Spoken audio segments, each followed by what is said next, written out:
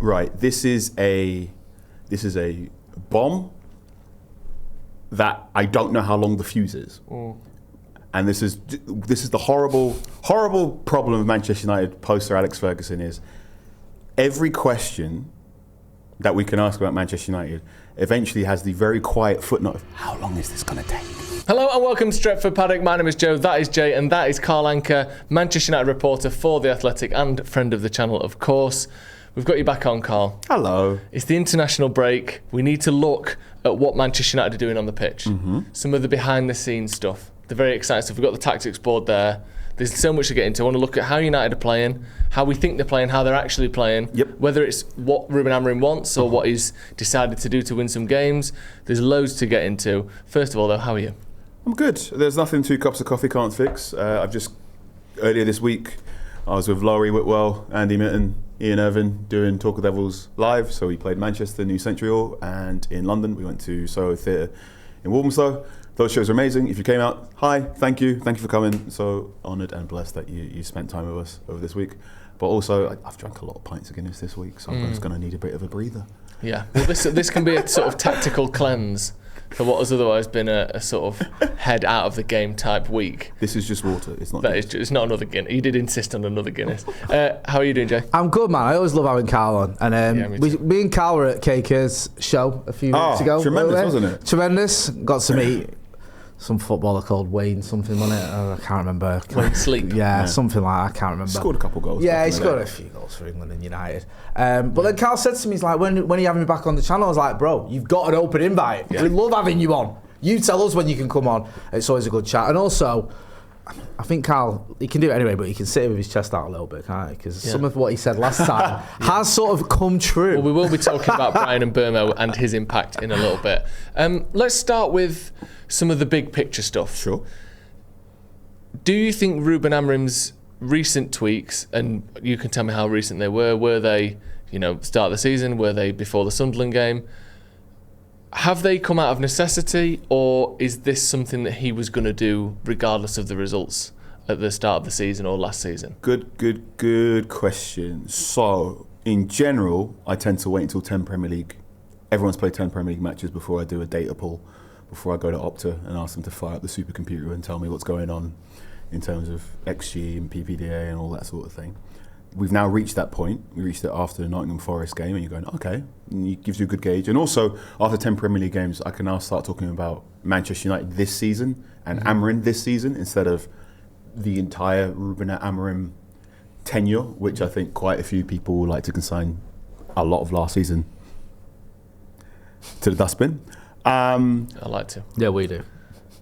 Before the Forest game, I did ask Ruben whether or not the way Manchester United are currently playing, I said, was that always your intention, or is this just merely one stage of an evolution? And I used the word, said the way United are currently playing, fast and direct, was that always the way you wanted to play? And he said, it's very, very important to understand that he doesn't want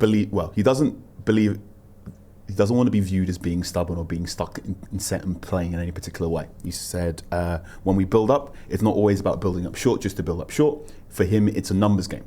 And he said, when you have 3 players as good as Cunha and Mbeumo and Sesko, if you can get the ball to them in 2 passes, you should do it in 2 passes. No faffing about.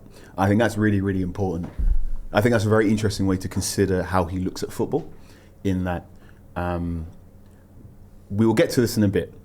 We always talk about controlling games and how football teams control games. And there are various managers, various different perspectives on how to control games and various different ways as to how they want to control games. So England played yesterday. Thomas Tuchel believes that control very often comes from defensive aptitude, your defensive out-possession shape, and also who has the ball.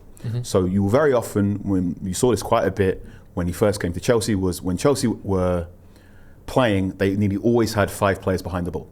And when one of those players is N'Golo Kante, well done, you've got a cheat code there. And Tuchel nearly always tries to have 4, maybe 5 players behind the ball at all points in time, so if the ball is lost, they can immediately fall into the defensive shape and do stuff. That's what control means for him. I think what's really interesting for Manchester United at this current point in time, particularly post-Sunderland, is that control seems to be who is in the lead.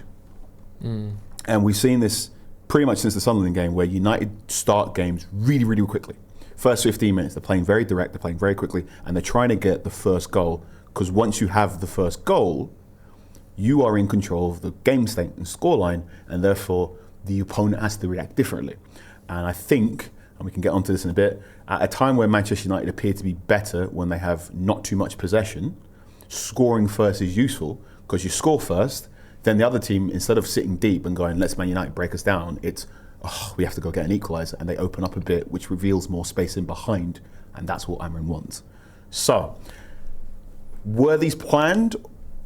I think some of these changes were planned. I think when the summer transfer window closed, it was quite clear that Senne Lammens was going to eventually play as the Manchester United's number one, but I think we all, when the window shut, at least the European window shut, I thought the idea, and many of us had the idea, that Lammens was going to be the number two until Onana goes away to AFCON, and then the swap would happen.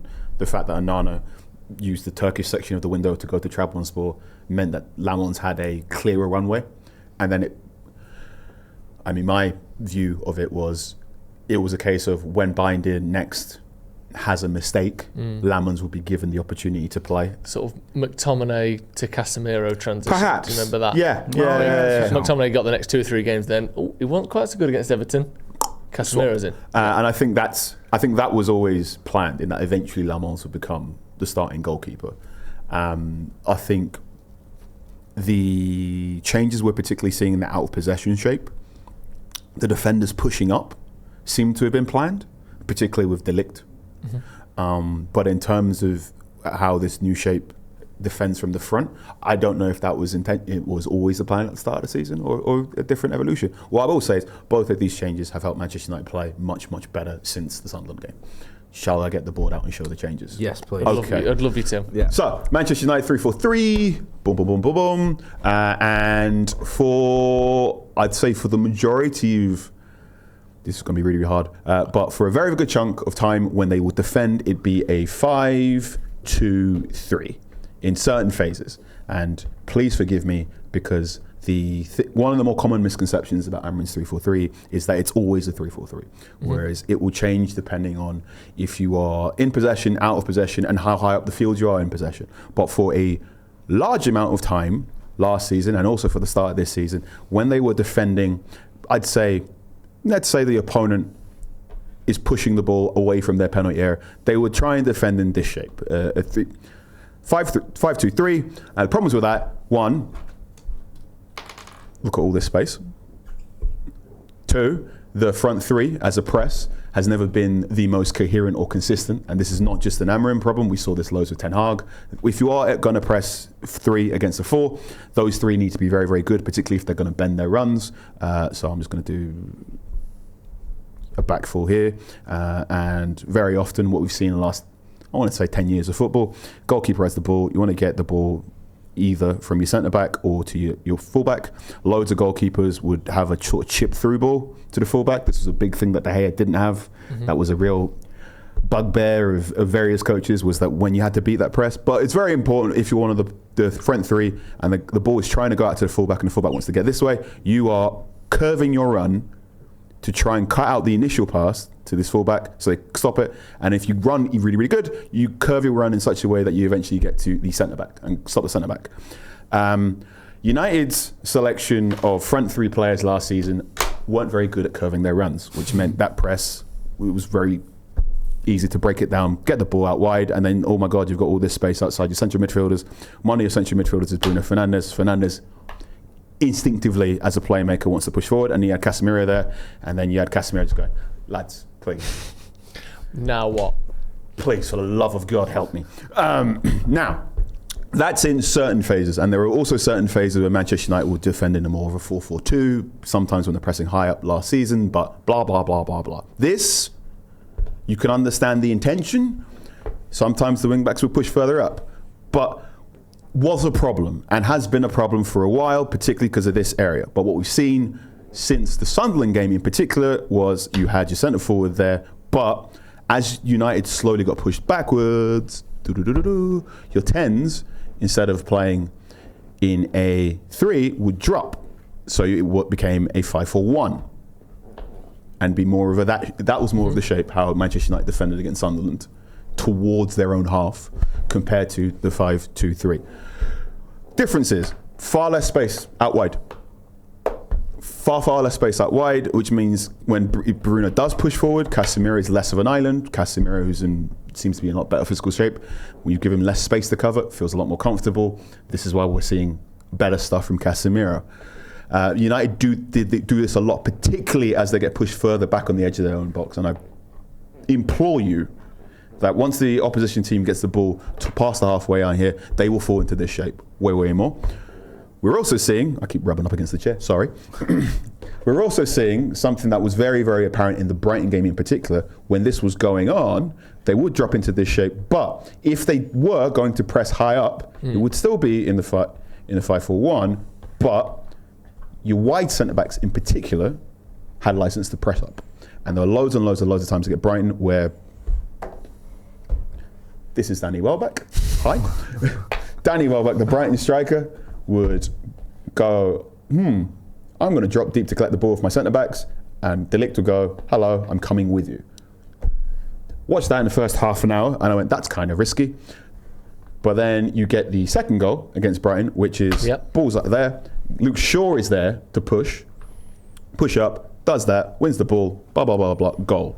Now, I think the reason why the wide centre-backs are jumping, and the reason why this helps, is because if you do get into a state where you got your 5 here, you got your 4 here, I got my 3, I got my 4, is if the ball is getting bypassed of your more advanced 10s who perhaps haven't quite gotten the position, these wide centre-backs can now push up and help your middle 3. I think what we're seeing now is people dropping deep to protect your midfield 2, and people pushing up to help your midfield 2, which is probably going a long way to explain why Casemiro is looking loads better. It's because he has less space to manage. There is a fantastic interview with Johan Cruyff from, I want to say, the early 2000s, where he is talking about when he first gave Pep Guardiola the role as the deepest midfielder in Barcelona. Pep Guardiola was not a fast football player. It was all up top. And Cruyff is sat on a sofa, and he's speaking in Spanish, and he's talking about how defence very often is about what room and what size of room are you comfortable with. And he said, if you told Guardiola to defend a size of space the size of this room, he would be uncomfortable with that because he doesn't necessarily have the legs to get around. Whereas if you made it much smaller, he could work. And I think that's what we're seeing now with the tweaks from Amorim, particularly out of possession, is that he is creating a room size that Casemiro in particular is a lot more comfortable defending. He's protecting the centre a lot more. And also, I think the coherency of the press is superior now to what it was last season for changes in personnel. I think if you look at some of the recent interviews, journalists asked them about Cunha. What's the first thing Amorim talks about? Cunha's defending is really, really, really good. He talks about Bryan Mbeumo. First thing Amorim talks about, Mbeumo's defending is really, really good. He's very often saying he doesn't mind what those two players do when they have the ball, but what's more important is how they drop deep and how they progress the ball, particularly when, if they are dropping deep, they're going to have to progress the ball 10, 15 yards more than perhaps Garnacho, Rashford or Ahmad did last season. Also, one thing I thought was really interesting in recent weeks is to go back in the 3-4-3. Let me get my left and right. The partnership between Mbeumo and Ahmad is really, really interesting now because as I think we're seeing a little bit more of, Mbeumo's tucking inside way more when Ahmad gets the ball, which gives Ahmad just an extra bit of freedom to cut inside and do things. I know we've spoken about how is that partnership going to work. And I think it is working better because Mbeumo is giving him more space to cut inside and shoot and get his game off. And also because the fact that one thing that's really cool is those two very clearly like each other. That is helpful, isn't it? Yeah. That's always good. Players that seem to like each other. You've explained that really well. One of the sort of big concerns I've got as a fan, I'm not alone, I think sort of the evidence backs it up, is what happens when Casemiro at 65 minutes either runs out of steam or just needs changing or whatever, and we usually see someone like Manuel Ugarte come on. How much of a worry is that, do you think? Because we are conceding more goals when Casemiro's not on the pitch, and the Brighton game I think was a prime example of that, where things were pretty comfortable. Then all of a sudden Casemiro's off the pitch and things start going a little bit wrong. And it does seem to be a little bit of a trait, and I worry that you've got a 33-year-old who's going to be 34, I think, in February, who, as you said, can defend a certain amount, who also, despite his physically looking great, does tend to run out of a little bit of energy, shall we say. How big of a worry is it? It's going to be one of the big issues that will define United's season. Right. I think the questions that we will not get answers to until the end of the season will be, how good are Manchester United when Casemiro isn't on the field? How did Manchester United deal with losing Ahmad and Mbeumo to AFCON? Can Bruno Fernandes find a way to maintain his production levels? / does he need to do it anymore now that Cunha and Mbeumo are here? That's a good question. And also, does Benjamin Sesko have it? These are, I think, are going to be, those are questions that I kind of confidently answered until the end of the season. With Casemiro, I think Casemiro is a different sort of defensive midfielder to Manu Ugarte. And I think what was really quite telling was when Ugarte was announced on the United website, there's a quote from Wilcox, and they made it very, very clear that Ugarte makes a lot of tackles. Yeah. He attempts a lot of tackles. And that was cited, and you do a sort of type football manager style, and you're looking for tackling per minute, tackles per night. Ugarte is very, very, very high. His win percentage and sort of how many tackles he makes, he attempts 10 tackles per game. How many times does he go out of that tackle and he has got the ball and he's in a place to do it? That is average, sometimes below average, right. Which is one of those things where the data and the eye test can be a little bit different. Ugarte makes loads of tackles because Ugarte spends a lot of time running. But also, you look at some of the best defensive midfield players in the world, it's not always about running. Sometimes about intercept. One thing that made Michael Carrick very, very interesting when he played in deeper midfield was he intercepted the ball quite a bit more than he made tackles. Yeah. And it's one of those things of making tackles fine. If you can intercept the ball, better, because that way you've immediately turned defense into an attack. Or something that has become incredibly important now in a Premier League that is becoming more about north to south football, up and down and up and down and up and down, is the importance of delaying the pass. And I think I've spoken about this before in that Declan Rice's outstanding trait for me is he just knows how to stand in the right place and cut off a pass to someone else. Ugarte's not that player. That we were talking before about back foot defending and front foot defending. A front foot defender can go, okay, it's a 3-on-1. You eventually want to pass the ball out there. If I just keep standing in this area, you have to delay that pass for 2 or 3 seconds, which in a proper team sport or a properly honed United team, by being able to delay that, you can also give extra time for the rest of your team to get back. Ugarte's perhaps not that sort of player, and I think that's what's causing some problems in that he is very much I see the ball, I see you with the ball, I want the ball, I'm going to chase you, right. Which can open up gaps behind. I think the Spurs goal, where he sort of misses the initial tackle and is like tracking back and he's not really aware of the ball being passed behind him, is this example of his front foot defending is not to the level of Casemiro, which is fine because Casemiro is one of the greatest defensive midfielders of the last 20 years, 15 years, let me be nice. But that's something he needs to work on. That's something I'd be really, really interested to know what Marcelo Bielsa makes of him, because Bielsa has worked with defensive midfielders who prefer to be on the move and here, there, crash, bang, wallop. But also, I mean, if Garte is going to be the football player that we'd like him to be at 26, he needs to eventually come to understand the appreciation of just standing still for a little bit and just properly surveying and checking your shoulders. How big of a worry is? A bit, quite a bit. Yeah. Because also Ugarte's characteristics don't necessarily gel well with the other midfielders.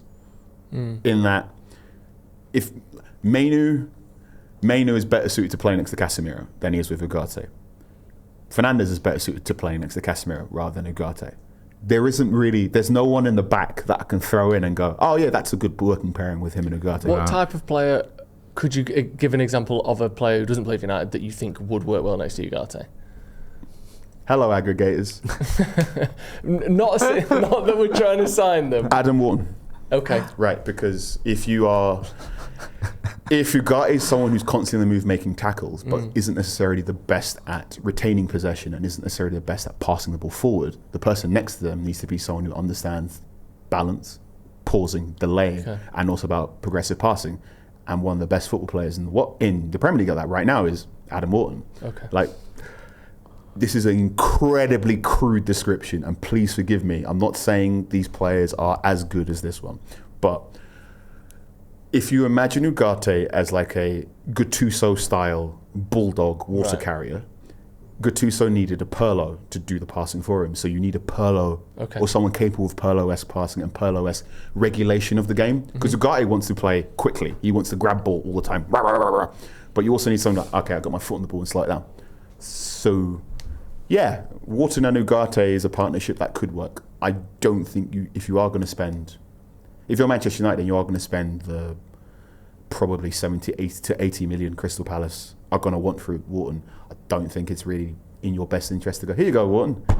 Your guy's Ugarte. I think you probably need to go and get like an Ugarte plus on top of that, if that makes sense. Who would that be? No. I knew I was pushing on with that one. So in terms of, we talk about the different sort of profiles, the way that the defence is supporting the midfield. Now, this is a lot of this, from what I see, is new for Manchester United. Obviously, 3 at the back fundamentally is new, but this kind of, everyone seems to be on forwards and backwards rails. The positions only go forwards and backwards. There's not a lot of you drop inside. There's not a lot of lateral kind of regulation. It's all forwards backwards. Is that a conscious decision, do you think, by Amorim to sort of simplify, what you have to do in and out of the ball? It's either this or the same thing but 20 yards further forward. In the case of Ahmad, in the case of the centre-backs, in the case of pretty much everyone, that seems to be what they're doing. I know the attackers may be sweeping a little bit defensively. Do you think that this is what other teams are doing as well? Is this a reaction to other teams, or do you think Amorim's doing something a little bit different to others? I think Amorim's doing something a little bit different. I think this has always been the case for him, not just at Manchester United but also at Sporting, in that his team... No, let me couch this properly. This has always been something underlying, perhaps under the surface of Amorim's teams, but you're seeing it more at Manchester United compared to Sporting, because at Sporting, he perhaps had more of the characteristics he wanted to play to sort of hide what it is. I think his version of a 3-4-3, there's fewer player rotations in his version of 3-4-3 than we see in perhaps Oliver Glasner's 3-4-3. So, did you watch Monday Night Football with Johnny Evans on it? Yes. Yeah. Excellent. Right. If you didn't, one thing that Johnny Evans pointed out was how the back three works. And he said that if you are playing a 4-3-3 or you're playing any sort of 5 at the back system, quite a few managers, when they do this with the wing backs, what will tend to happen every now and again is if you're defending or whatnot, things can shift into a back 4, where a wing back will drop and it will turn into a back 4 and your wing back and one more back will push up. And you see this with Glasner's team quite often. Whereas what we're seeing at Manchester United that has always been rather interesting is that instead of that, you've got your wing backs. The 3 will become a 4-3-3 by having your middle centre back push up.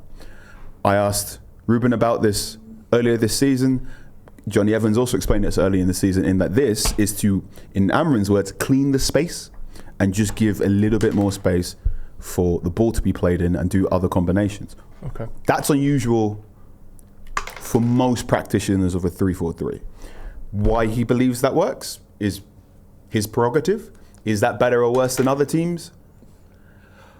I don't want to say better or worse. I think it's different. I think it opens you up to it gives you different strengths and it gives you different weaknesses, and it also requires different things from your players. So before the season started, I did a piece on what I thought Manchester United's best 11 was, and I thought the middle centre-back was going to be Harry Maguire. I got that wrong. The reason I got that wrong is because I believe Harry Maguire is better with the ball at his feet, carrying it, than Matthijs de Ligt. And if you are constantly getting the ball and pushing up to form this middle 3, it's really important to have a good ball carrier here. What we're seeing now from de Ligt is getting better at carrying the ball. He's also getting better at passing the ball from middle centre-back, which was something that got raised by Thomas Tuchel when Tuchel was in charge of him at Bayern Munich. Tuchel apparently had some frustration with the fact that de Ligt was a safe, conservative passer rather than someone who's trying to break the lines with his passing as a defender. De Ligt's improved that, and now I think that's why he's pushing ahead of Harry Maguire as your middle centre-back. What else was I meant to say here? Just on the rotations. Oh, sorry, go on. Yes. Why now? the rotations that we're seeing, again, because you've got the player pushing up here rather than the whole thing shifting, it's entirely his prerogative as to why he's doing that. What benefits it gives is, for the most part, you keep players in their designated zones. And I think Ruben, over time at Manchester United, has been trying to keep players in their zones as much as possible rather than create those rotations. I think his sporting team had a little bit more rotations compared to what we're seeing at United, but Ram himself has said the term was, you cannot transport one reality to another, which is one of those fantastic managerial phrases which I've just now used in my personal life. And I think one of the reasons why I think it's harder for him to transport the reality and the higher amount of player rotations we saw at Sporting to what we're seeing at Manchester United is Sporting just had a greater selection of wing-backs or wide players compared to what we saw at Manchester United. I think it's quite interesting, quite telling that Amorim is piling the team with as many left footers as he can find. And Sporting had more players that could go inside and outside, which is something he's spoken about a lot, about even sort of his substitutions after the Nottingham Forest game. He said, well, Diogo Dalot's right-footed, which meant when I played him on the left, you have to keep coming inside, whereas just whip it in. Whereas at Sporting, they just had more left-footers, which means it was easier for players to rotate because you had fewer of the moments where Diogo Dalot's rotating with Cunha, and Dalot's like, my weak foot's not as good as yours, Cunha, I can't do this bit. Whereas I think at the moment, the players who are most comfortable in their zones have a little bit more wiggle room than the players that perhaps not as comfortable. Will those things change? They'll hopefully improve between now and the end of the season. I think if you want true changing, you're going to need 2 to 3 transfer windows to get this word that Amorim uses quite a lot, characteristics, and getting different characteristics and more of the characteristics he wants. Right. I wanted to ask you just quickly on that. Yep. You mentioned there about De Ligt, because I remember you saying about Maguire. Well, last time you was on, you said Maguire shaded it for you because of the reasons you mentioned. What have you made of De Ligt this season? Because we never tire of talking about it. And I'm not gonna lie to you, Carl. It's an excuse just to hear your opinion. No. Last time we were here, I had this conceptual idea of De Ligt, and it's like he's quicker than you think. Yeah, I'm being surprised. Like one thing that can very often, there's one misconception about it is when you look at him, he's 6 foot something. He's very broad shouldered. You know, he's got that sort of V. And normally a centre back who's built like that is a strong centre back who doesn't want to turn around and isn't rapid. Whereas he's deceptively quick for his size. He's not got recovery pace to the same level as Lenny Euro, so he's quick when the game is in front of me and I can see you've got the ball, I can shoot up and get the ball off you. But if you make him spin round, I have to run back. That spinning round bit perhaps isn't to the level of Euro. Not a problem. He's still faster at doing that than Maguire. He might be faster at doing that than Lisandro Martinez when Martinez comes back. We don't know yet. One thing I think that's also interesting is he's just given some quotes to Dutch media over the international break. He said he feels fully fit now. You know, he's not someone that very often gets rest, and if he is resting, he's probably moving house because he's moving clubs again. So he's got a little bit more stability. I'm pretty sure since his debut for Ajax, so since the 2019-2020 season, he's had a different head coach at the start of the next season. Right. And that was... Wow. So at the start of last season, last October he was asked about this. He's like, he goes, on average, I have a head coach for 18 months, but I'm with Ten Hag now, so hopefully things will change. 1 month later. Profit ado. Right. There's another good quote in there as well, and I think it sort of goes to your point back to the Thomas Tuchel quote about his passing or willingness to make certain passes, but where he said, initially I didn't want to make mistakes, now I want to do as many good things as possible. Yeah. And that mindset change is massive, isn't it? One is a sort of reactive and one is a proactive. So maybe that is part of growing in confidence and feeling like I can switch it there, or I can go between these two players and find a difficult pass into Mbeumo's feet or something. Yeah, you know? Yeah. I think he's pushed ahead of Maguire because he's getting better at that passing. He's getting more acclimatised to Premier League football. I think there were 2 or 3 times right at the start. I hope this got... De Ligt can sometimes play like a nice boy. Right. And if to be a Manchester United centre-back, you don't want to play like a nice boy, do you? No. You want to You want arms and elbows and little pinches and little digs. Because also in the Premier League now, the strikers, if you're a nice boy, the strikers are going to take the mick out of you. And if they can't beat you that way, they're going to fall down in a way and go, oh, I'm falling down, I'm holding your sleeve. Thanks, nice boy. And I think maybe 2 or 3 times, not just last season, but across his career, Juventus, Bayern Munich, he was nice, perhaps to a fault. Whereas now you can see he's getting more aggressive and the good aggression. Yeah. And I think that's really, really important for what Manchester United are doing under Amorim, where jumping from a centre-back position into midfield is really, really important. There was a piece I did about De Ligt and about some of the underhood changes United did. And I brought up how De Ligt and Casemiro would team up on Welbeck in that Brighton victory. So it would be De Ligt pushing up to him, and when sort of Welbeck's like, oh God, you're right here, I'm going to turn left or right, Casemiro's like, hi, I'm just going to take that ball off you now. So that's going to be a really, really important partnership between the defensive midfielder and that middle centre-back there. And yeah, long may it continue. He's going from strength to strength. I think the way De Ligt has started this season has made some real interesting squad building conversations for Harry Maguire, because Maguire's come to the end of his contract. And De Ligt and Maguire as centre-backs, there's quite a bit of overlap in what they're good at. And I'm sure if you're a accountant or club accountant, or you're a club sporting director, executive, like, well, do we need to renew Maguire this summer when we've already got De Ligt? Can't we just like promote Eddie in heaven and keep running forward? And then I also suppose there's probably a coach out there going, don't you dare get rid of Maguire. He's nearly always available. We should ride this train for as long as we have. So that's an interesting conversation. And it's a conversation that Ligt has had to force.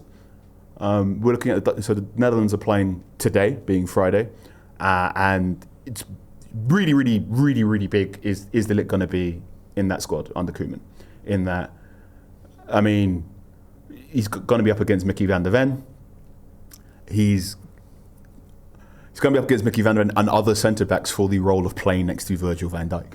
And playing next to Virgil van Dijk as a centre-back is a interesting conundrum in that he's undoubtedly one of the best centre-backs in the world. But being the guy next to him when Van Dijk's outstanding skill is he's got, I'm sorry to turn this into a Liverpool bit.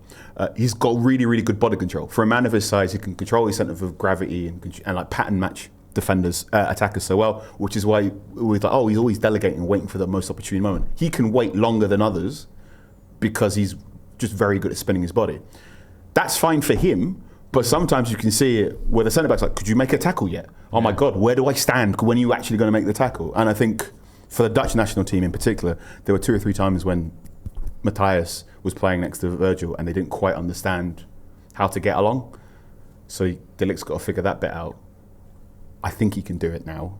It's really weird to talk about this guy. He's been around forever, but he's only 26. Right? I know, it's mad. It feels like a proper veteran, doesn't it? And he's been so highly rated for so much of that time as well, and yet he's not playing for his national team at the moment. Who, I know the Netherlands are good and they seem weirdly stacked in that area, but they're not, the best team in the world by a mile. They just maybe have got the best lineup of centre-backs in They've got a very, very good core. Yeah. I said on Talk of the Devils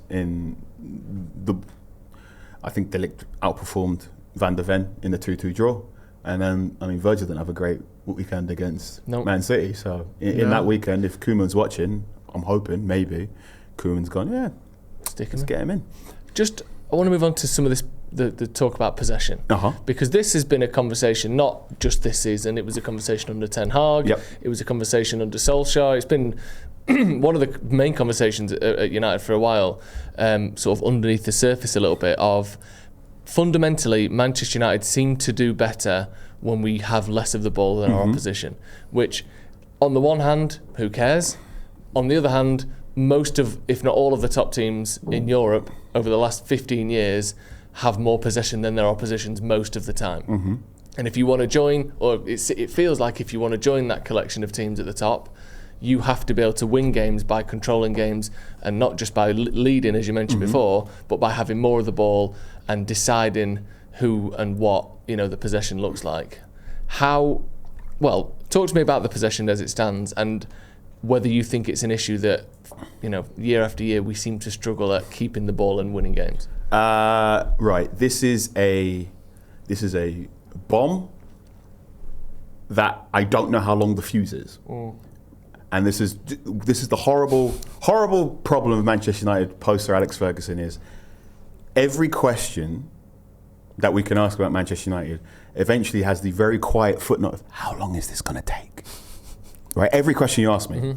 And you feel this loads of times. I sit in a press conference, and particularly when a new United manager is unveiled, or if they play Liverpool or Man City, there is a question from a journalist, and you can feel the subtext is, how long do you think you're going to get to their level? So, Manchester United, let's confidently say, Manchester United get rid of Louis van Gaal after winning the FA Cup and go, the criticism of Louis van Gaal was the football was very, very boring. It was loads of sterile possession. He substituted his fullbacks for no reason. Why are we doing this for football? Manchester United are attack. There's also the huge sort of asteroid coming that was Pep Guardiola joining Manchester City, and United went, Van Gaal was kind of boring, sterile football, yesterday's man.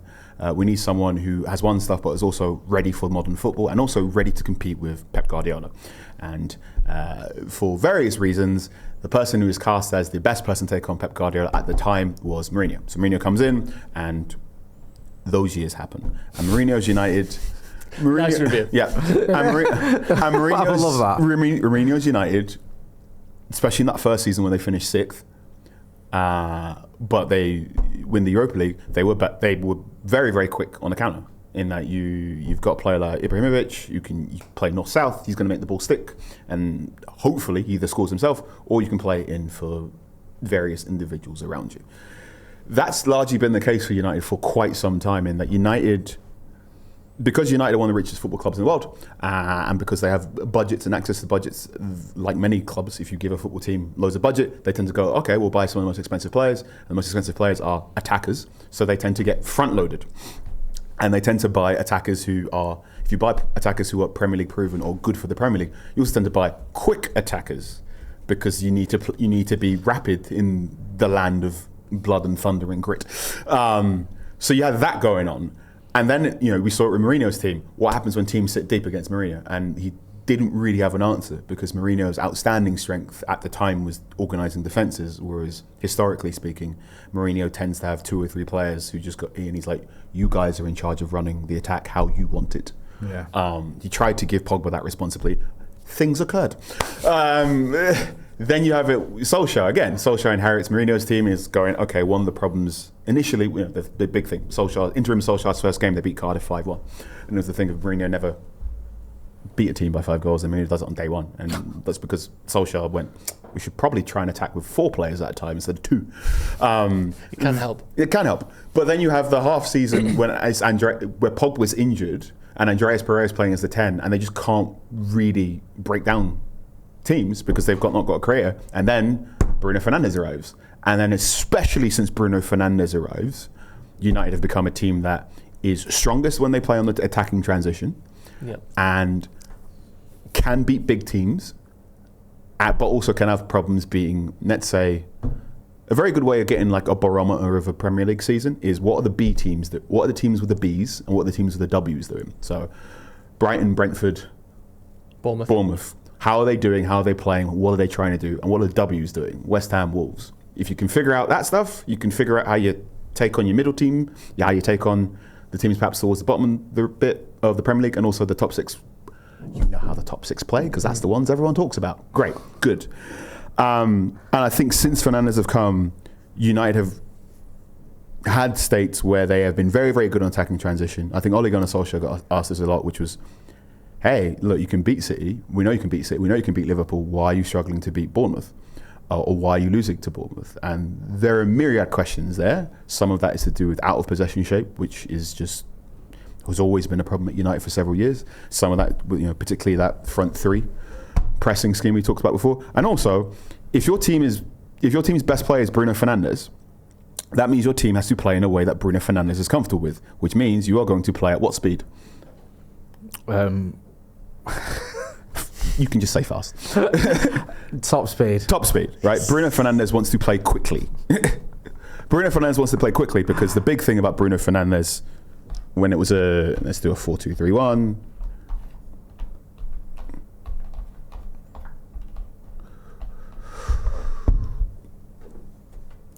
Fernandez's most common passes as a number 10 were diagonal balls to your wide players like this, or sometimes he'd try and do a slip in to your forward. But these were mostly the passes he was trying to do, or he'd go here and whip it in this way or this way. Fernandez is a very unusual number 10 in that increasingly in the Premier League, your number 10s are players who are given the rare opportunity for number 10s. They are sort of been asked to balance, keep the ball and get the ball forward, whereas Fernandez is more about get the ball forward. Bruno Fernandes plays football like he is running downhill. And that means you're always going to play quickly. Now, that's a good thing where it's not just Fernandes, but your best attackers were Anthony Martial, Marcus Rashford, players who were very, very quick and most comfortable with the ball at their feet running to space. And also, that fit into historically how Manchester United have won some of their biggest and best titles, which is attack, playing quickly down the wings. It also works in the biggest games, because when you're up against the biggest teams also want the ball. And how do Manchester United beat Arsenal historically? Counter-attack. There you go. How do Manchester United have, what's the most entertaining way for Manchester United to beat City?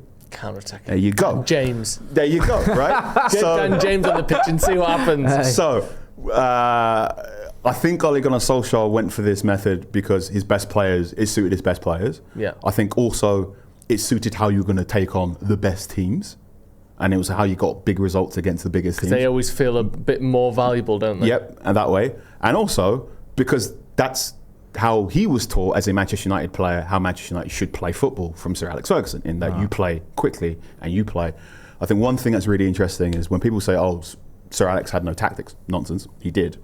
He didn't like explaining his tactics. And even if you go through interviews and you ask him about he's asked about certain things, he always sort of plays down the intricacies of what he's doing. In the documentary that came out a couple of years ago, they said, oh, some people say, well, I was doing sports psychology. I just called it man management. Right. It was sports psychology. He just didn't want to. Or there's very, very old episodes of Match of the Day, and Alan Hansen's talking about Manchester United in the 90s closing down in pods. Pressing. Yeah. But he would never call it that. And he might not have articulated it that way to the players because it was a different time. Blah, blah, blah. But one thing that's really, really interesting is if you listen to enough Ferguson documentaries or enough Ferguson interviews, and also what the class of 92 talk about Ferguson in the dressing room, they often talk about risk and how you mitigate risk and how sometimes last 10, 15 minutes of games, play all your attackers and go for it. So United playing north-south and almost inviting that risk is historically in keeping with their golden age. So there is always, if you are just starting at Manchester United as a manager, there is a very, very strong temptation, or even sometimes an outright suggestion, you should play quickly. I think that will continue to be there as long as Bruno Fernandes is your star player. And that will probably always continue to be there because Manchester United have so much money, they're always going to buy attackers in the region of 60 million plus, and those attackers in the region 60 million plus should be quick. Is this a problem? Solskjaer, and I think the interesting thing now is how every single Manchester United manager, let's say post Van Gaal, reached the point where, okay, you can get to Europa League qualification, pushing it, or Champions League qualification, just by primarily playing this transition heavy football. But then eventually you're in the press conference and someone goes, yeah, you beat City last season. When do you think you can challenge them for a title? Or you beat Liverpool recently. When do you think you can challenge them for a title? And one of the difficulties, I think, being Manchester United in this period in particular is your geographic rival, your historic rival, and they're both going about playing football in different ways. So you're like, oh God, well, we can't really do the opposite to them because that's what they're blah, blah, blah. The interesting for Mourinho, Solskjaer, and Ten Hag all approached, how do I solve this going from transition heavy football to playing a different style of football to beat the other teams? They all went about it in vaguely different ways. So for Mourinho, it was, let's buy better attackers and I'll give that responsibility of breaking down a deep defence to that better attacker. The problem with Mourinho was that better attacker was... Well, there was a few, but one, Romelu Lukaku? And Alexis Sanchez. Yeah, right? So you got... I mean, Romelu Lukaku dominates in that left half space. Very good on transition, and he can offer you a little bit of wiggle room in terms of the blocks, but not perhaps the degree you want. there was also obviously he came back from the 2018 World Cup and he was just so big and heavy and big lad, wasn't he? didn't work. And then Alexis Sanchez was just arguably the worst signing. It's like he's the worst signing for me. Do you know when you get and it's not just because the difference between production and what was expected, but also because his wages were so high it caused problems to the wage bill as well. And we're still to this day going, why are we paying football players 350 million? It's like, well, because back in the day you paid Alexis 500 and you got the toothpaste out of the tube. I think Solskjaer's approach to how do I get the team to start breaking down these deep defences, that is massively coloured by the Europa League defeat to Villarreal, in that Unai Emery set up in a mid-block 4-4-2, and it was a man-marking 4-4-2 in certain areas as well, and he just blocked off all access to the middle. Solskjaer went into that game, threw on all the attackers, admirable, but it also meant that he didn't really have enough plan Bs when they got blocked off. That Etienne Capuya was really, really good in that game. Two big problems coming out of that Europa League final. One, all of your attack was going down your left-hand side, because that's the left-hand side of Shaw, Marcus Rashford, Bruno Fernandes was kind of doing a bit, and your right-hand side is Aaron Wan-Bissaka and I believe it was Mason Greenwood in that game. I'll find out. I'm pretty sure you're right. But it was the right-hand side of Aaron Wan-Bissaka and another down that right-hand side, which wasn't one of ball progression or necessarily creation. So what happens in the summer? They go off and buy Jadon Sancho. Jadon Sancho was meant to be his... It was Greenwood. Yep. Jadon Sancho was meant to be the second playmaker who could play next to Bruno Fernandes and help you unlock deeper defences. Various things happened with Jadon Sancho, but one thing that was interesting in not this week's episode of Stick to Football, but another one, was Ole Gunnar Solskjaer said when Jadon turned up, he said he wanted to play on the left, which kind of kiboshed his plans, because that was... What's that gif of everyone like smacking themselves in the head? Like, that's like we're being run like, I don't know, Stretford Vic's under 10s. I think... Do you know what I mean? Like, he's turned up and lad likes to play on the left this week. Do you mind? Like, he's played other positions, but he just really likes the left. I think one of the secret, under the surface issues with Manchester United, and from Ole's reign through Ten Hag's reign to eventually now, is the fullbacks have largely stayed the same. Yeah. There's not been too much change up in who the fullbacks are. It's been Shaw and Dallow for quite a while, hasn't it? And what those fullbacks can offer. And if you are, I think one of the big things with Jadon Sancho was Sancho's best years at Dortmund on the right. His right back was Hakimi. Not bad, is he? Right. Imagine going from playing as a winger in front of Hakimi to playing in front of Aaron Wan-Bissaka. Very different ways of playing football. And I think Sancho, while other things were going on in Sancho's career, I think one of the reasons why he preferred to start playing on the left more, in England in particular, is that there's just more overlapping left backs than there were. You had Shaw. Tellez was not a good left back. But I agree. Offered more of going up and down than what Aaron Wan-Bissaka was offering at that point in time, and also what Diogo Dalot was offering at the time, because that was also the time where we're trying to figure out if Diogo Dalot was going to invert into midfield. It didn't quite work.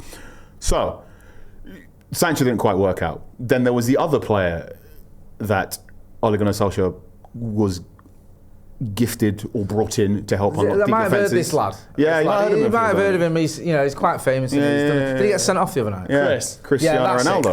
Cristiano, that's it. Yeah. I thought it was Chris. So, I mean, Manchester United beat Leeds 5-1 at the start of that season, and you're going, this is it. We have no idea how good One of my favourite games. We have no idea how good United were going to be, but it was like, this team's going to be fun. And also it meant all of the ways United struggled to break down deep defences, particularly you saw in the Europa League final against Villarreal, were supposed to have been in that, Manchester United can't defend in a pretty low line. How are they going to sort that out? It's like, here's Rafael Varane, and Varane's fit this time. Maybe you can change that. Or, Manchester United have problems on the right-hand side. Well, Jadon Sancho's just turned up. He's got ear infection, but he'll help you do that. How are Manchester United going to score goals when the team sits deep? We've got one of the greatest goal scorers of all time, and he's going to do a Ruud van Nistelrooy, just live in the penalty area. None of those things quite happened, and the team went. And this is also one of the annoying things of United get to the point where they get really good at counter-attack and go, okay, and now we're going to learn how to play something else, and they just triple their shoelaces and fall flat on their face. Yeah. So the Alexis Sanchez and Lukaku experimentations, bang, didn't quite work. you get Sancho and Cristiano, like this is it. And then God knows that season. You can write a whole book on everything that went wrong in that season. So that didn't work. And then with Ten Hag, similarly, Ten Hag comes in, first season, like, oh, my best player is Bruno Fernandes. This Marcus Rashford fella seems really, really quick. How about I rework my team and it's primarily working on those two? And also I've got Casemiro to mop up things in midfield. So now I can go north-south even quicker because I've got not just Fernandes doing the through balls, I've got Casemiro doing it from deep. Great, fantastic. Anthony Martial goes down and you're going, oh, well, let's just go get a striker to just hold the ball up for Marcus Rashford. You can't do it from an 9 position? Fine. Weghorst can play as a 10. Good, fine. United, very good on the transition, but also, and this is something that the more I write about Ten Hag in retrospect, the more I go, I really should have seen that coming. The away record was terrible, wasn't it? Yeah, it was shocking. Awful. Really, really bad against the top 9 because clearly there was something going wrong there. And that was the thing of Ten Hag going, yeah, okay, the transitional game's good and I can get a Champions League place and I can even win trophies with it, but we will need to iterate.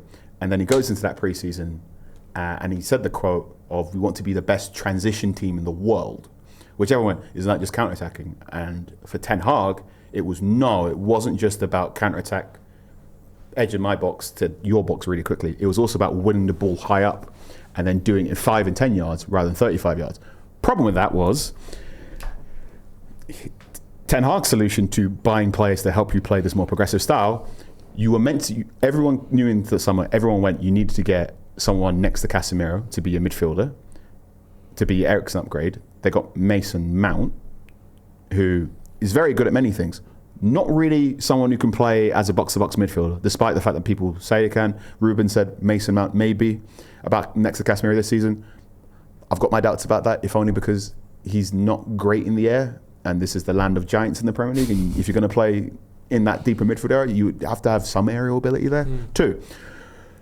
So Mason Mount's in there. Mason Mount, the idea was Mason Mount was going to push up and it was going to be a 4-1-4-1, except Casemiro turned up heavy, shall we say. And Mason Mount pushed up and Casemiro just stood there like, you what? As we saw against Wolves in the first game where Wolves were just running through us. There was also a similar thing where Ten Hag went, he's like, I've got to sort out this right-hand side problem because everything's going down the left. The player he bought on the right side cost £86 million and didn't know how to use his right foot. Problem. And then, of course, you had to get a striker in because Martial was not going to be able to play football.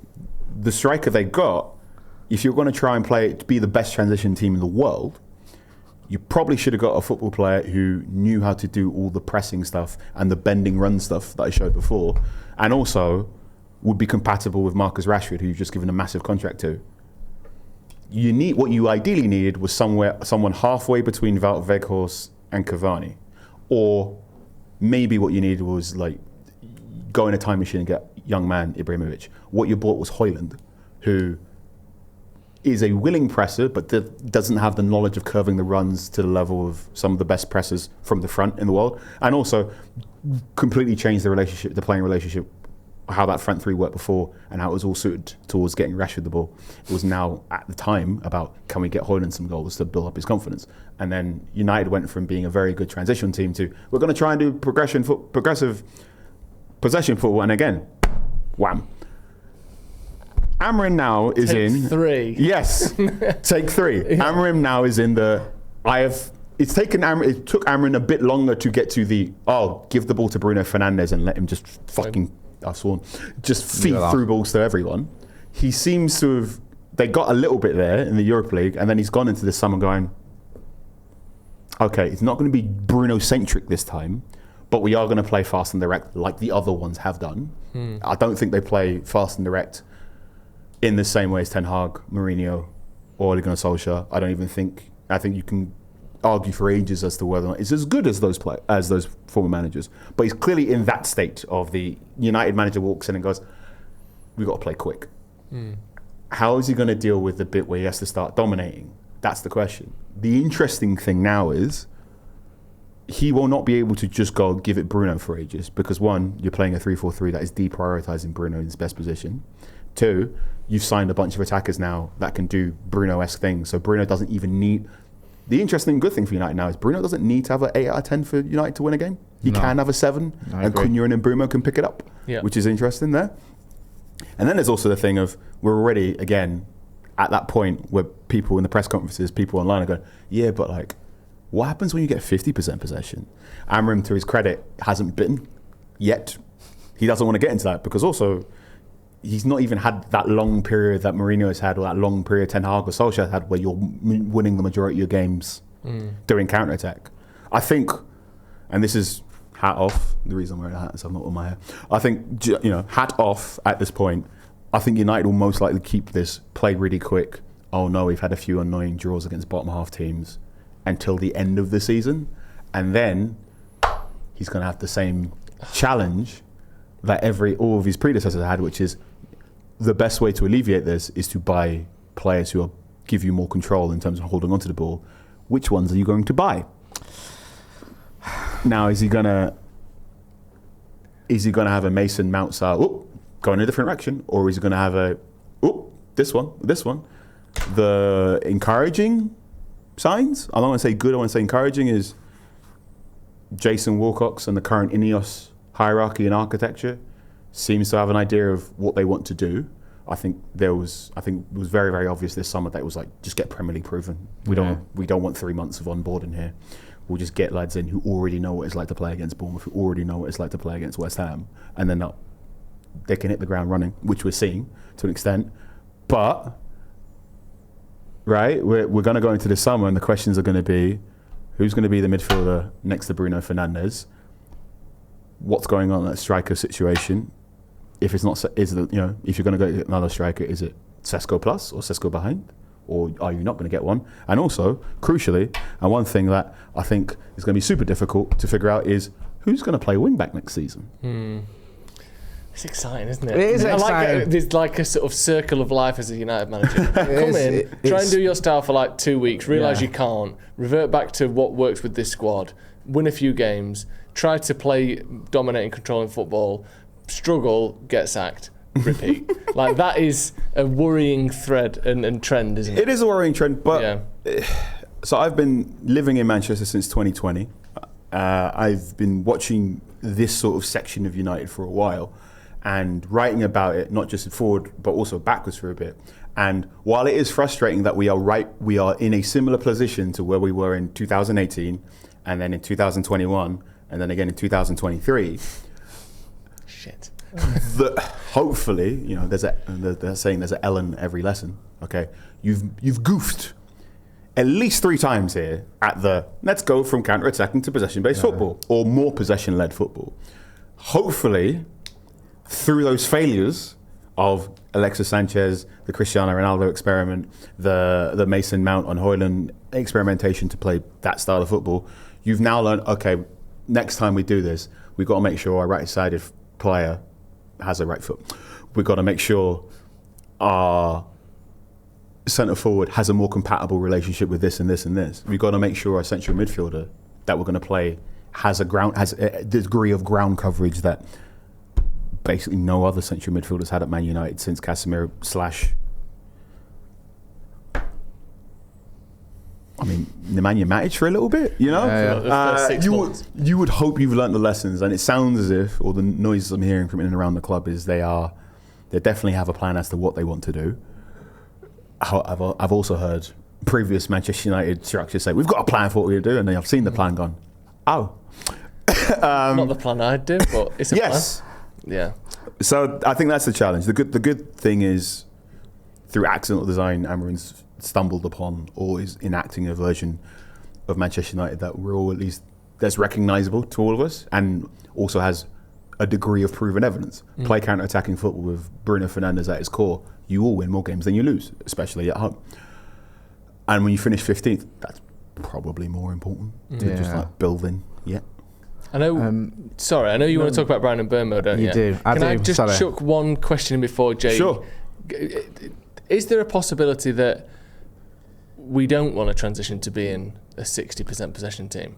That obviously against lesser teams, I say lesser teams, there's not many of them like we've talked about, but teams that don't expect to have possession against you anyway, that you're probably going to have more possession just because you've got better players. do you think there's a world where the next 5 to 10 years of managers and title-winning teams have around 50% possession across the season, or do you just think that is not really going to happen? This is a really, really good question, and it's a question that I don't like answering before the World Cup happens. Okay. Because why? One of the good and / annoying things happens in football is very often a team will win the Champions League or a team will win the World Cup, and then we all go, that's how football should be played for a little bit. Right. So this accusation that everyone tries to copy Pep, or the argument that everyone either tries to copy him or does things as a response to how he's playing. And football right now, I think, is moving in a direction that we haven't quite decided how football in the 2020s is going to look.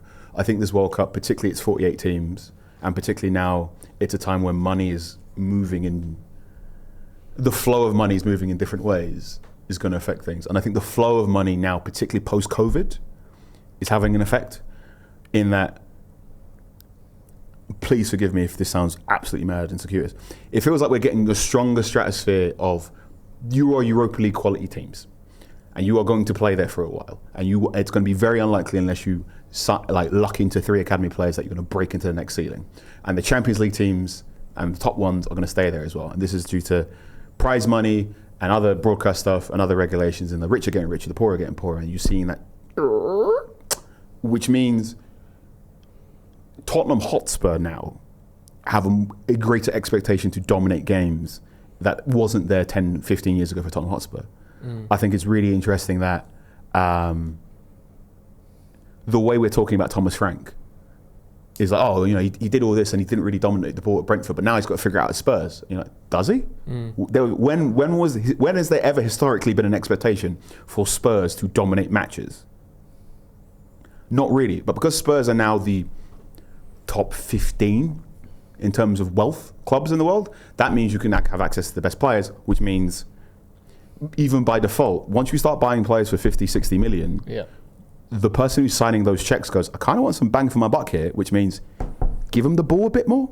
And I think that's where the pressure is. It's not necessarily competitive meta, but it's maybe economic meta in that, have you watched games of United recently and gone, kind of want Mbeumo to get the ball more?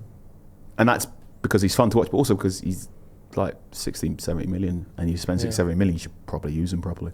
So there's that going on. The very, very interesting thing is, historically for Man United, because the need to hold on to the possession isn't as ingrained as Barcelona, for example. Just going to say that. You have more wiggle room to define what modern Manchester United play. Barcelona will eventually have periods where they have to go, we'll mention Johan Cruyff and go, we have to play in a certain way, have to play passing football. Ajax will have to play in a certain way for the rest of their years. And if you deviate from that and you win, you still get in trouble. And if you deviate that and you lose, you get sacked. And loads of clubs have that sort of thing. And there are loads of clubs that don't have that sort of thing because there are loads of clubs like, we just have to win. I think Juventus is a really, really interesting example of, there is no Juventus way of winning things. But every now and again, Juventus get to a point where they go, we're winning some games, we're finishing top 4. We want to dominate possession. And then they have their own problem of they try and buy players, and they bought Cristiano Ronaldo, and it didn't quite work. The good, interesting thing with United, and the thing that particularly sprung up the last 2 or 3 coaches, was how when Ten Hag talked about being the best transition team in the world, he said, we looked into the history of Manchester United and we saw this was a very effective way of playing, which is, because you're the Man United manager and because you're on TV every 2 or 3 weeks, you are expected to play in a way that reminds everyone of when United won games, which means that's quick. So Ten Hag wanted to play transition football because it harked back to Ferguson. Solskjaer wanted to play in a certain way because it harked back to Ferguson in a sort of way. And I think the ideal version that Solskjaer in particular, I felt he was chasing, was the Champions League winning team of 07-08, which was a team that could dominate possession and a team that could play fast. But the big thing about that team was it had 4 to 7, maybe even 8 players who would reliably dominate their 1v1 duels, defensive, off the ball, out the ball. And I think that's probably what Solskjaer aimed for. You look at the players that Solskjaer wanted and didn't buy, you can say, yep, you would have definitely fit into that. Can you win more of your duels than less of your duels? And once you do that, you're going to dominate possession anyway because, oh no, you've tackled me. Get back here. Can you do that version of United again in 2025 where United are surrounded by more clubs who can also buy those players? Tough. You better have a real good recruitment team to help you get to players first to market beforehand. But I think that was the ultimate ambition of Solskjaer, in my opinion, personal opinion, was he wanted to get a team to that 07-08 lineage. I think Ten Hag said a lot of things. Some of them could have been very confusing, but there were times where it felt like, particularly when Anthony arrived and they were going through that reconfiguration, it felt like you're trying to get at least to the rotations and the front three rotations. I'm really specific here. The front three rotations between Rooney, Ronaldo and Tevez in particular seems to be one that Solskjaer in particular and Ten Hag to a lesser degree was chasing. I don't know if Amorim wants to do that because also, he might not have necessarily the same outward conversation or external pressures to go, no, you have to do it Ferguson style. Yeah. And then maybe in the future, the idea of you have to do it Ferguson style or the classic Manchester United golden age, the need to do that might decline as we move further and further away from it. It might also increase the longer you go without winning the Premier League title. It's really, really hard to pin a dot on. But that is a challenge he will have to solve after the World Cup. And I think it's a challenge that gets solved predominantly through the players that you have access to, which means you're going to have a summer that's as good as last summer and not as iffy as the 2023 one. You'd hope so. I mean, last summer was memoir. So far. Do you know what I mean? It's looking good. Ian Graham was in the recruitment team at Liverpool. He's got a very interesting book called How to Win the Premier League, and I think I've said this before. One of the criteria of success for a Premier League signing is you buy a football player. 2023, is he playing 50% of your Premier League minutes in 2025? And if he is, tick, it's a success. Yeah. And you go, nah, it's got to be more complicated than that. But then you look at Manchester United signings and go, yeah. So many of them have failed at that very, very simple hurdle. Yeah. And once you do that, then you create the situation where Manchester United are always 3 signings away from being 3 signings away. Erik Ten Hag in his first summer window spent 250 million on players, right? He spent 2 windows budget in 1 window. And everyone on 4, maybe 5 players, you can argue were meant to be starting 11 players. Let's say call it 4. And yet, by the time he'd won the FA Cup, the idea was in that summer, we're going to have to move on quite a few of these players. It's mad that, because even Casemiro looked like one of those players. Yeah, right? We are increasing it into a Premier League now where teams are going, okay, if we're going to spend £100 million on a football player, we have to solve that position has to be solved. Bang on. And you can talk about spending 100 million on Declan Rice, but that position sorted. They don't have to buy someone for Declan Rice for 5-10 years. They eventually went, okay, this one's gone, we need to get, and then it became, who does the Declan Rice partner be? And they've got that in Zubimendi, who probably should have cost 100 million. But those 2 playing in midfield together, they don't have to buy another central midfield player to that level for 5 years unless one of their knees explode. Manchester United spend 60-70 million on a defensive midfielder, and you're going, kind of need another one again. And that's the problem, in that Ugarte for 50 million didn't solve the problem of a 50 million pound defensive midfield player. Yeah. And we are getting into, I've written this on top of the board. I'm on Reddit today, 7 o'clock, Reddit Red Devils. You can ask me anything. And one of the questions that's been asked there is, can we get a cheap defensive midfielder in the January to help out? And it's like, you bought a cheap defensive midfielder. He's Manu Ugarte. He's meant to be that player, but he's not. He's not able to play. If I told you from now and the end of the season, Ugarte is going to play 50% of the Premier League minutes, how would you feel? I'd be worried. Right. You don't want to be worried. I'm not being horrible on him, but let's be real. You'd be worried. You want more bankers. Yeah. And United are United in terms of transfer window, and this is since Ineos have come in, they've got better at selling, and now they've got to keep increasing that hit rate, because for far too long it was I think it was something like Before Ineos came in, if Manchester United qualified for the Champions League, they'd spend somewhere between 100 and 150 million on new signings. When they finished outside the Champions League, that number would go up to 200 million, sometimes north of that, which you can see why, in that we have to maintain Champions League football all the time. But every now and again, there was a summer where United finished in the Champions League. A manager or a coach went, okay, cool, can you give me some backup so I can now push for a title?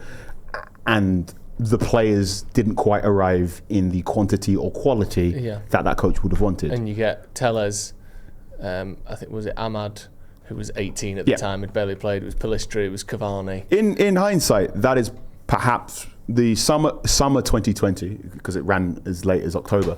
In hindsight, summer 2020 is probably one of the worst transfer windows in... I'd say it's the worst transfer window in 21st century Manchester United history. Why am I saying 20th? Windows only exist in 21st century. Sorry.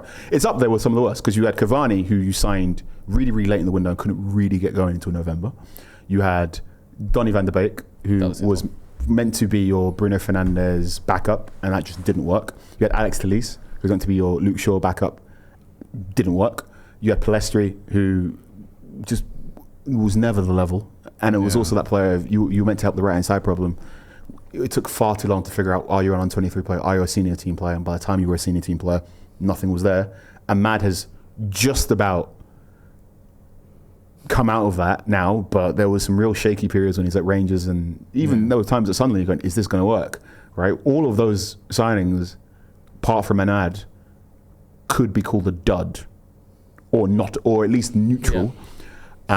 And that came in a summer where United had reached the Europa League semi-final and finished in the Champions League spaces. Right? I still look at the Jose one as well. That annoys me. To finish 19 points behind City and then buy... Was it Fred? Fred Delot and a third-choice goalkeeper. That's a bad one. That's a bad window.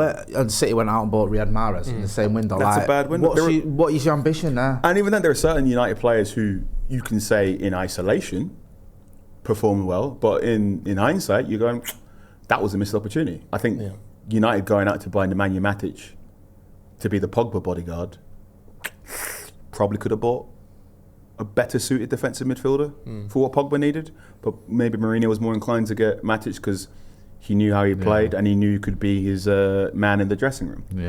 And these are the big challenges that we'll have to get to afterwards. There's a bunch of stuff we've got to talk about on the field.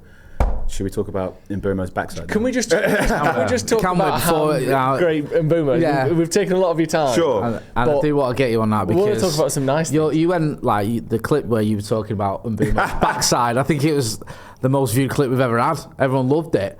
And, you know, you were obviously waxing lyrical about him, what he could bring to Manchester United. And he's just won Player of the Month. He's scoring goals. Everyone loves him. Everyone we speak to. There's not many things United fans agree on, but we all agree that Bryan Mbeumo so far has been a fantastic signing, and you must be pleased that it's working out the way you sort of predicted. I'm really, really pleased it's working out. I think when United first got linked to him, I did a little tease and I said he's going to offer United what we all thought Sancho might offer from that sort of... I mean, they're two very different players. Mbeumo's much quicker, left-footed, offers far more directness, needs fewer additions to a team to get past the fullback. And because he's Premier League proven, there's just not been that worry about the onboarding. There's not been that, is he going to fire? Because he knows exactly how all of these teams play, and he knows exactly how to get a goal against all of these teams. So I think that's good. I think there was some risk in moving Ahmad out of that right-sided 10 position, because that seemed to be his best position last season, and moving to right wing-back. But what we're seeing now is those two get on. Mbeumo is very, very happy to cut inside and push further inside to give Ahmad more play room to do things. Also, they're helping each other out in terms of defensive work. I think Mbeumo, Thomas Frank helped create an environment where Mbeumo is comfortable expressing himself and also understands the merits of defending as well. So I think that's been really, really good. I do not want to ever be asked who's better, Mbeumo or Cunha, or I do not ever want to be asked who's better. I'm doing a real why compare? Just enjoy it. Yeah. So I'm thoroughly in that state of mind with Mbeumo.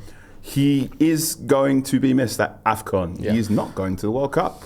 Yes, as of yesterday. DR I feel for him, man. I feel DR Congo eliminated Cameroon. Yeah, me too. We all love him. We want good things for him, and he deserves to play in the World Cup. Like, I know you when have you to think get of how there, good he but is. he's in a team that isn't as strong as other teams in other positions, and he's a player that is a World Cup caliber player by any stretch of the imagination, and it's sad. What is he? 26. He's 26. He's a player that has both been around for a bit, but he's also younger than everyone thinks because of the.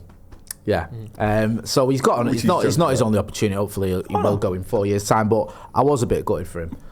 But yeah, I mean, like you're saying there, if you look at, I think was it the Fulham game where there was issues there with him and Ahmad. It didn't look like it was quite clicking, and maybe that's because your mate Calvin Bassey. But that Spurs game, I mean, the link up. Play and I think what was telling was the Sunderland game was the first real green shoots where Mbeumo began to move in relation to Ahmad and go, okay, you're taking the ball here. I know you're going to cut inside, so I'm going to give you more room to do that. I think those two have more freedom to rotate because they're both left-footed, which was something Amorim spoke. I asked him directly after they beat Athletic Club in the Europa League. I said, you said this team is needing characteristics. What are they? And he said it's very important if you're the right-sided tend to have a left foot. And he also said it's important to have wingers that are more offensive than defensive. How are we losing both of them? So, I mean, you sort out how do you get wingers that are more offensive than defensive. You put a Mad at wing back. How do you get a left footer at right 10? You sign Bryan Mbeumo. How do you make sure that partnership works? You make sure they're mates. Yeah. So that's great. Would you like me to offer my suggestions as to how to replace them? Please. Here we go. I'm worried. It keeps me awake at night, Carl. That's a nice feeling. Yeah, players that you like so much they keep you awake rather than players that I'm dreading seeing again. Yeah. People, I get asked quite a bit like, oh man, you work at the Athletic, you're a football journalist. Like football must be your dream job. And I tell them like, if I'm dreaming about football, that means something's wrong is going on at the football team. Right, I need really to get back my left and right. I'm just gonna hold it vertical. Perfect. Right hand side. This is Big Bry. This is a match. Here we go. If we take these two out. The most straightforward way to do it, to me, is you move Diogo Dalot to your right wing back. Yep.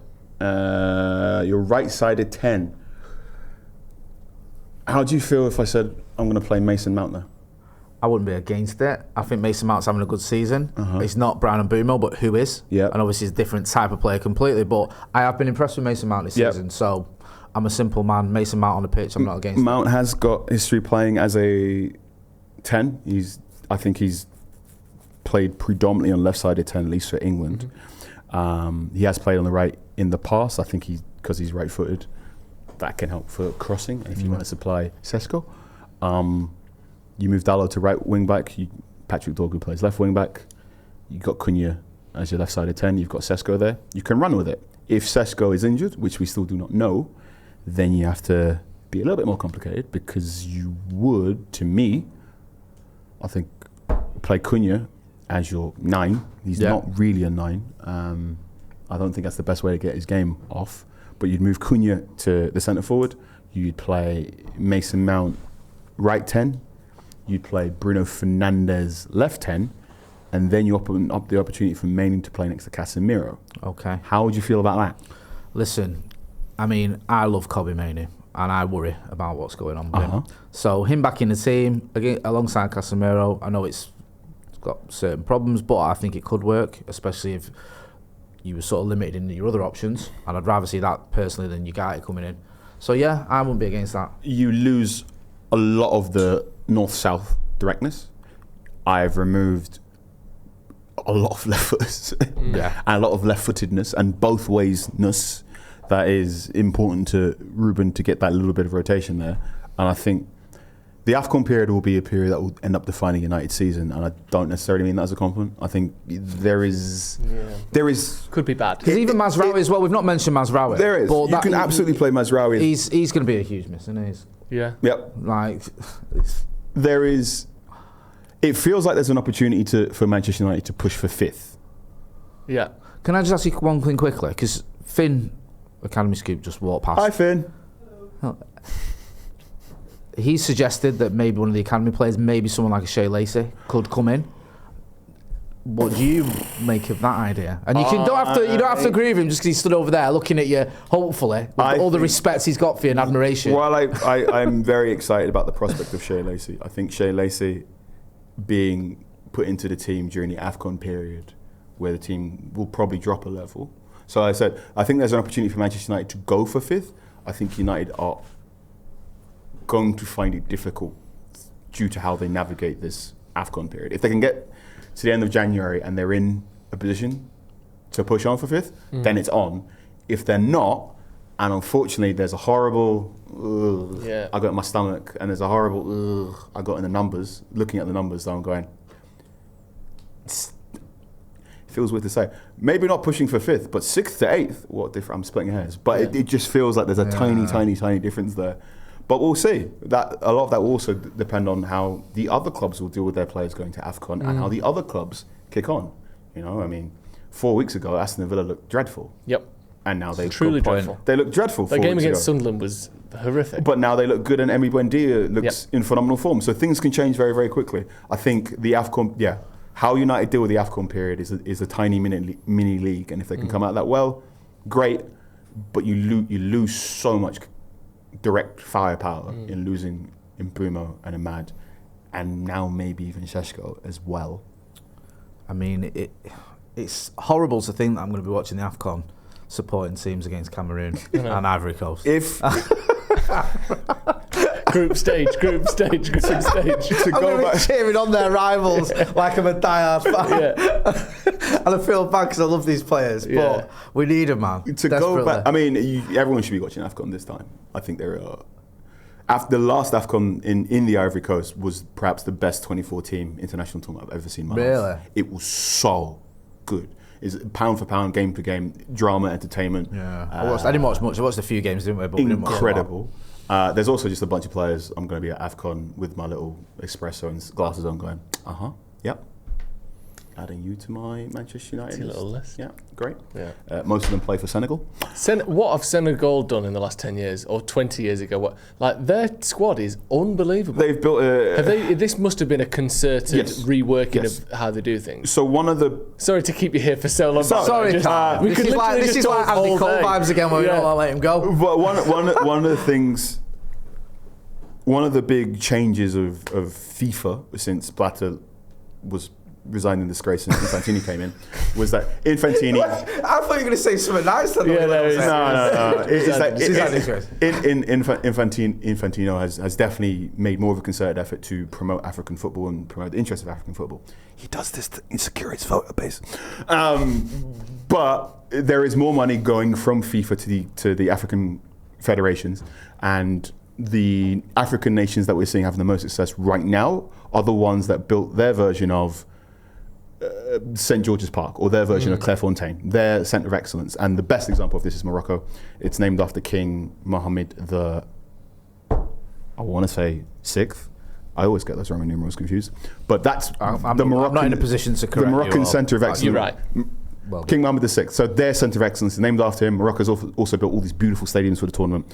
So Morocco's just won the Under-17 World Cup. Morocco now have gone... Germany lose 5-1 to England, and then Germany, we're never losing 5-1 to England again. This cannot happen. This cannot happen again. We're going to invest in youth football, and then Germany win the World Cup in 2010, like 9 years later. 2014. They win the World Cup all those years later. Morocco, get this money from FIFA and go, one, we're going to make sure French Moroccan players born in Paris play for Morocco and not for France, which they did really well. And they've also gone, we're going to make sure the level of football in Morocco for the men's and the women's team is at a point that we can become the great superpower of at least North African football.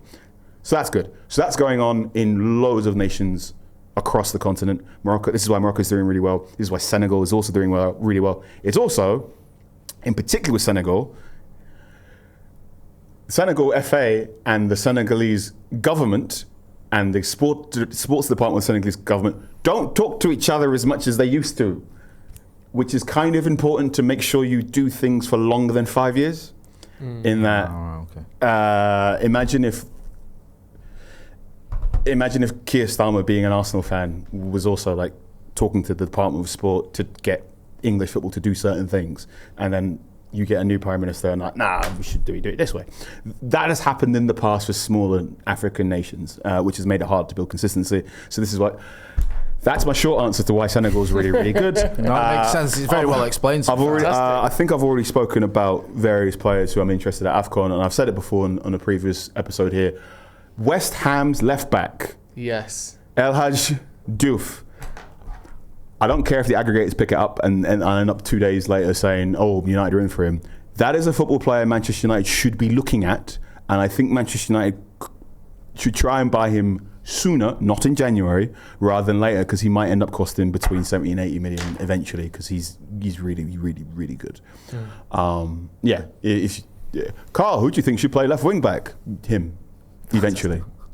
Whoever thought we'd be going after El Hadji Diouf, by the way? I know, yeah. I thought those days were 20 years behind us. It's not El Hadji Diouf. It is El Hadji Diouf, yeah. Yeah, there you go. Yeah. Sorry. Just shares a name Good. with There you Says go. an absolute lunatic. You've caught me in the middle of an international break and I've actually given you a name as to who I think Manchester United should buy. And now, Fantastic. all of you get to set the clock. Now I've said it. So you've got to just wait until one of the aggregators or one of the newspapers around the world says, Manchester United are going to buy him. Yeah. I'm very excited. And if it happens, you can tweet me and say, huh? We'll put the full clip out, don't worry. We'll reply to that aggregator account with the full context and the clip, and then you go, there, this is exactly what he said. Stop twisting it. I don't think United are in, I don't know if, I have no knowledge if United are in for him right now. we'll I think he's a player that include that. can very easily end up on any of their scouting reports and data reports, and you'll be on that list, and then you'll probably keep West Ham. I don't know how good West Ham are, but up that list eventually. He's a good football player, and United will probably need to buy a left wing back between now and February 2027. Okay. It's been an absolute pleasure. Before you go, can I ask you one final thing? Oh, go on. Just can we get you back on? Maybe during AFCON. Man, Yeah. That'd be great. I mean, can we book you in? Are you I'm gonna be staying here around? over Christmas. So, Yeah. yeah, why not? Look, Thank you, I Carl. love AFCON and I love international football. I think international football and club football aren't quite what they used to be in terms of relationship, but it's plenty of vibrancy and stories in there. The thing about Manchester United is they're going to be better than what they were last season. I can hear loads of people say that's not saying much. Trying to define how much better is going to be the big challenge, and trying to define how much better they need to be for you to be content and happy is going to be hard. I think also one of the big things for United is they are going to still be prone to setbacks, to those funny 15 minutes where they can see 2 goals quickly. But they now, at least, when everyone's fit, have enough attacking firepower to go, okay, fine, we've gone from being 1-0 up to being 2-1 down. We can go get an equaliser, which wasn't there last season. Manchester United wobble, but hopefully they're not going to topple this season. Fantastic. There you go. Thank you. Absolute bumper edition there of the Thank show you, that Carl. remains unnamed, by the way. So if you have a name for this show, put it in the comments and we'll have to If you're name it. watching this on a Friday, remember I'm going to be on Reddit. Yes. Reddit Red Devils at 7 o'clock this evening. You can ask me anything. It doesn't even have to be Manchester United questions. There's people in there asking me about Talking Heads, the band. And Talking Heads fan. I love them. Right, okay, fair enough. Yeah. Are you? Fantastic. They're okay, yeah, they're good. He listens to them once in a lifetime. Hey! Right. That's going to be all from us. Thank you, Carl. We'll put the links to Carl's recent articles and his social media and the Talk of the Devils podcast in the description as well. Go and check out Carl over there. Thank you again. Thank you, Jay. Thank you for watching at home. And we'll see you in a bit.